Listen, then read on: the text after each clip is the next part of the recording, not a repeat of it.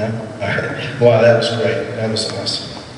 All right, which brings us to our awards. What we're going to have them do is we're going to announce the awards, and they'll come up here to be presented. Will they read first? They'll read an excerpt from their work, because that's the best part. We get to hear their work, and then they'll join us on stage for a photo to receive their award, their certificate. So, okay, let's start with the third place winner. We'll start with the essay contest. The third place winner in the essay contest is Honisha Abdul. The name of her piece is A Plastic World. All right. Hi everyone. I'm very nervous for this right now, but bear with me. I want to thank you for the award. To be honest, I didn't think that it was worth me, but I just would. I want to thank my family for coming, and my mother, I was here. So, it's called A Plastic World. Mommy, a little girl runs towards her mother, anxiously screaming throughout the store aisles and begs her mother to buy her a Barbie doll. Can I really please have this dolly?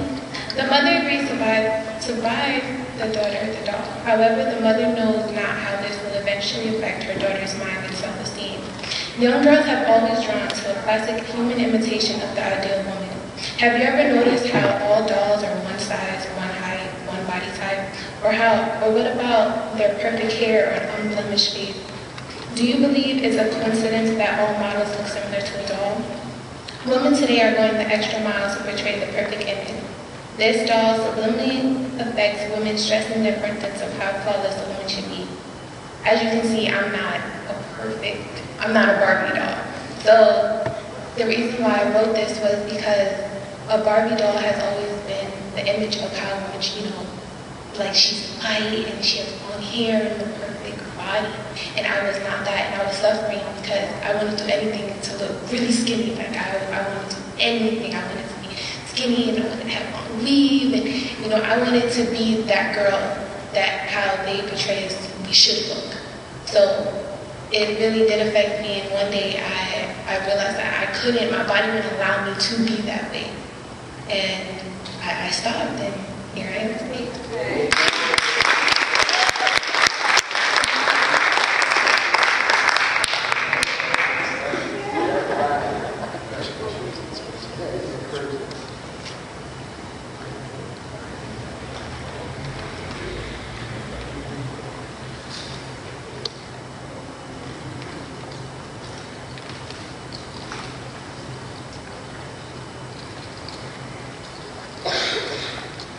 Okay, the second place winner in the essay category is Miss Sharon Major Hughes. Is Sharon here? All right. Hi, my name is Sharon. I did my essay on a fictional character out of the Good Soldiers that Mr. Meeker wrote. It's a character, a soldier, who's dreaming, and he's telling his dream to 7 other soldiers in Iraq. And it goes, you were just a kid the last time you saw her. She might not remember, you might not remember how she looked. I do. The way she looked, the way she smells, the way she sounds will never leave my heart and in my mind. Okay, I get it. Who is the perfect woman? Please tell us. Jack says, Jim. Everything about her is perfect. But every man, what is her name? Does she have a sister? Craig screamed statement from behind Jim. Jim looked around and noticed that 7 of his men were looking at him. Well, I don't know if all of you guys will ever get a chance to see her again and see her the way I do. What? Craig yelled out. Why not? Jack stated. Does she even exist? Yes, she exists. Well, I don't know if I want to be such a lady, stated the men that would make me stand here in a crowd and make me risk my life, proud and shouted Craig. I don't think there's no woman worth losing my life for. But at the very least, tell us her name, Jack replied. Her name, all of you should know. All at once, all the men shouted out, so what is her name? Jim looked at her, looked at all of them in the eyes, and shouted to the top of their lungs, America.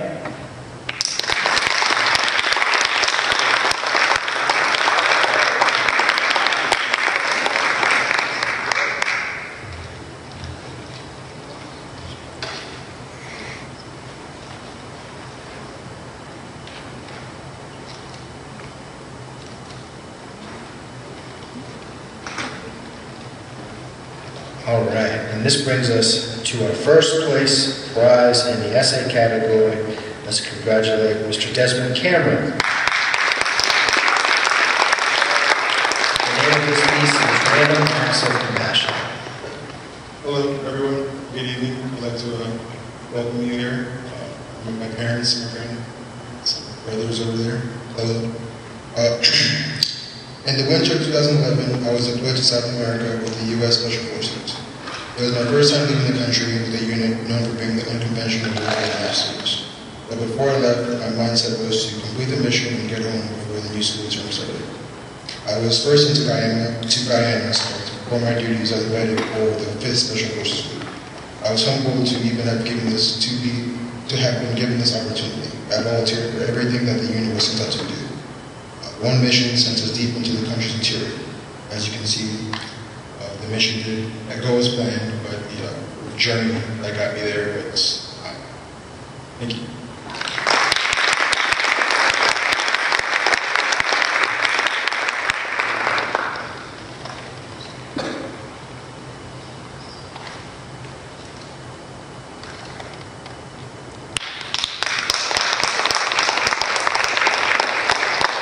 Okay, we'll move on next to poetry. Our third place prize for poetry, which is always very competitive, there's always a lot of poetry submissions, goes to Miss Anna Raquel De Leon. It's titled The Good Soldier.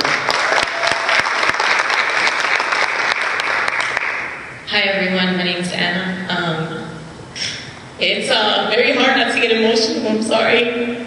It's been a long time that I wanted to come to college, and being able to finally be here is definitely an accomplishment. And being even recognized for this award means a lot to me. I want to thank my partner, my better half. I wouldn't be here if it wasn't because of you. And I also want to dedicate this poem to all the guys, all the men and women who have served and died for this country. I titled my poem The Good Soldier after Mr. Finkel's book because it did inspire me and it made me realize all the pain and all the hardships that all these men and women go through just to make sure that we stay free. He stands firm with weapon at hand. He is a soldier, a fighter. He is just one man. As he wipes the dripping sweat off his brow, he prepares his weapon. He remembers his vow. It is a promise he made, and one he won't break. He is a man of his word, a man who does not forsake. His form is impeccable. He practices his aim. His heart is beating fast, impossible to tame. He is a man on a mission, full of ambition. He is ready for action, not seeking recognition. He is prepared to take a bullet to save another's life, fighting the fight in a never-ending strife. Waking up every day knowing he is a winner. The hero to the infidels, the land of the sinner. And yet he always finds the strength to smile, because he fights for something worthwhile. He lays his life selflessly on the line. He fights for freedom, yours and mine. He fights with all his heart, with tremendous passion. He is a hero, a warrior, the definition of compassion.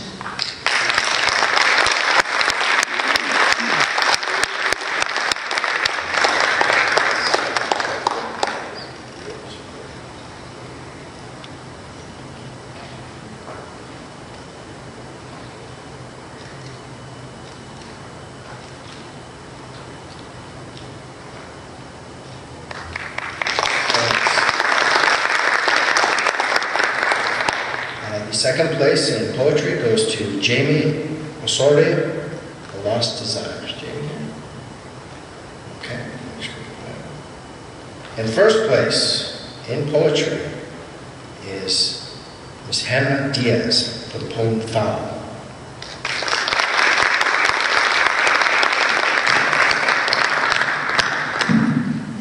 I Hello, I'm a little nervous right now, but this is my poem that I wrote, and it's titled Wow. I remember back at the time, the highest number I could count was 10, when I had to hold your hand tight so no one would take me. Back then, the market seemed huge, children tossing stones at speeding cars. Then you carried me to a counter with feathers and blood. Perhaps that was a lesson, were taking me to such a place, but perhaps not. I never understood your life lessons. I saw a frantic, bearded man, pulling a chicken out from its neck. Its clucking still haunts my nights. The fowl screaming from its rib, and it knows it can't escape. Too late, the man aggressively lifted the knife, threw it down. Cluck. Was the sound made by the knife, or was it the fowl? My eyes, teary, watch as his body pounded hard to the counter. Sad, because I never knew the poor fowl's fate. Instant death. Did it dream? Did this mistreated bird ever once dream of flying away, like a graceful dove, from this place? Like me?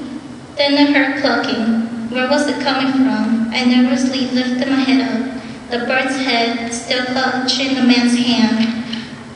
Its eye, bloody red, twitching in my presence, and its beak seemed cold, still clucking. It was still alive. I asked her, how did it survive? She blankly told me, no, it's dead, just doesn't have a soul, unlike us. It sounded as cold as its dead beak. Cluck, cluck, cluck, unlike us. I couldn't get them off my head that day. The foul sound of displeasure, your cinder blood words. How can I feel more compassion to a lifeless fowl than you? I never understood your life lessons.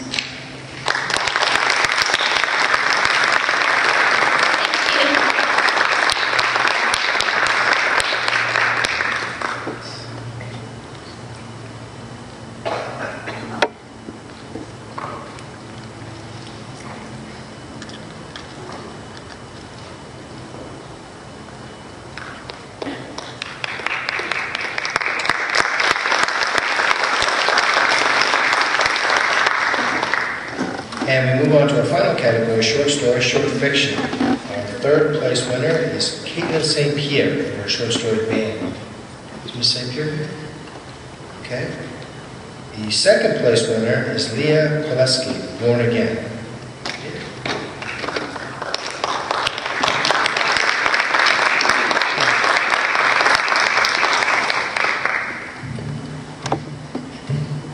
William checked his watch. It was 10 a.m. For whatever reason, whenever he heard anything about the end of the world, it was always accompanied by a vision of the four horsemen charging in while hidden under the cloak of night. Yet here he was, watching the end quickly approaching in broad daylight without any sense of shame or hidden agenda.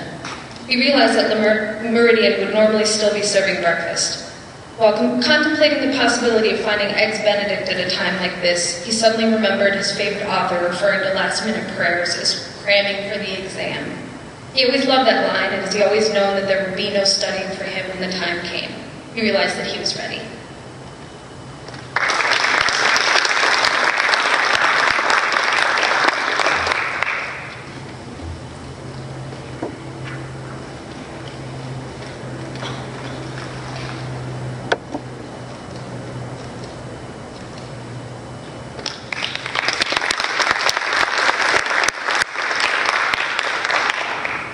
And first place in the short fiction category goes to Caitlin Matthews.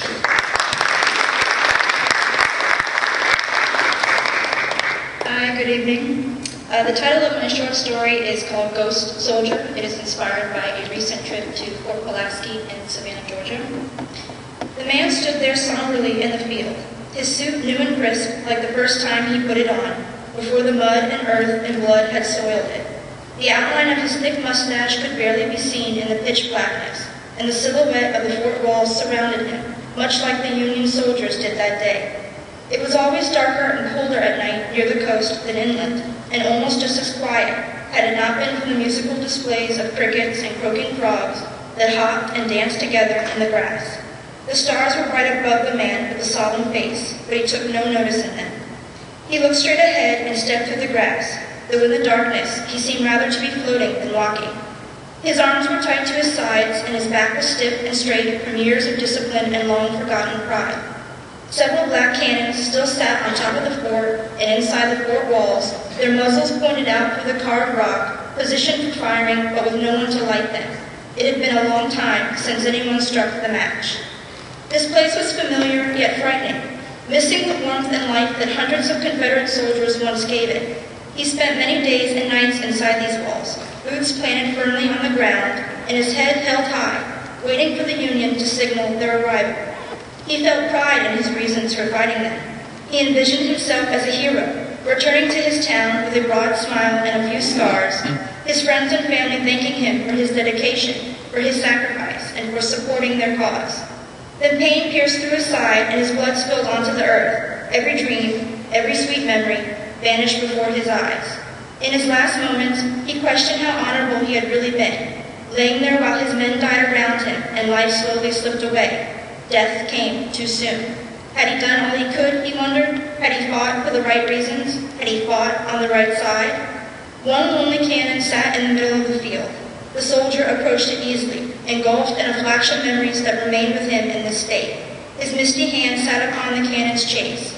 Whether the cold he felt came from the cast iron or his own body, he couldn't tell. Soon the sunlight would wash away the darkness and bring with it a new, warm day. He'd return, of course, like he has done all these years, every night until his Creator calls for him, haunted by the few things that he remembers: his wife, his parents, his friends, his youth, the sound of the cannons firing from behind him, and the battle cries of men as they ran towards their own death, all things that were left behind in an instant.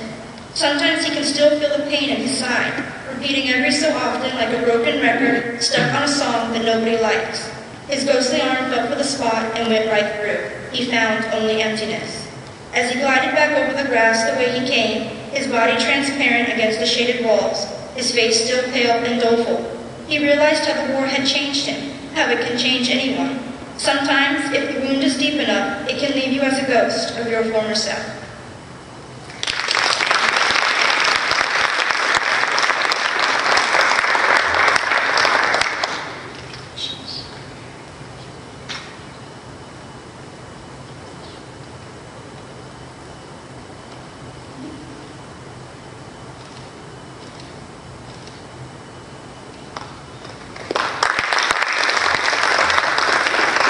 Get all the winners to kind of stand up here. We'll get a group photo and we can offer them a wholehearted congratulations. Awesome. So just a wonderful part of my job.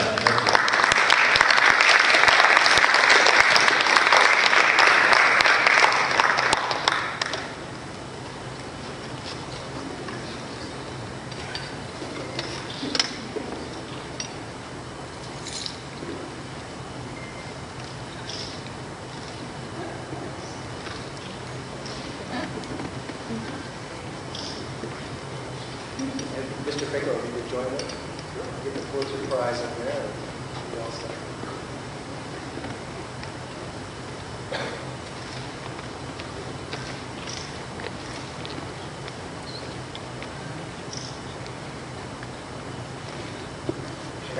Good.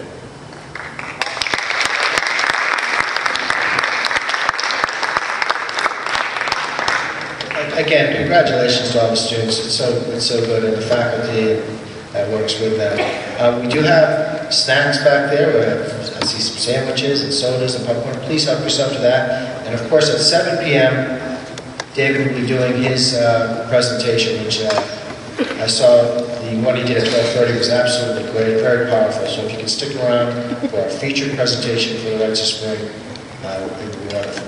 Thank you.